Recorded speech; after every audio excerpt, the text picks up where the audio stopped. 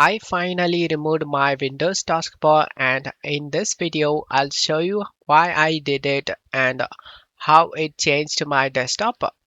Check my video description for this site link. Under releases, select the latest.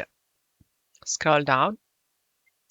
Under assets, select this x64.msi. If you get blocked by your antivirus, then you need to allow it through the antivirus. And once download done, double click on the setup, more info, and select run anyway option. Next, install. Once this installation done, minimize this, go to search menu and type taskbar hide app. Click on open the app. And application is already running. Click on OK. And we have successfully made our taskbar hidden.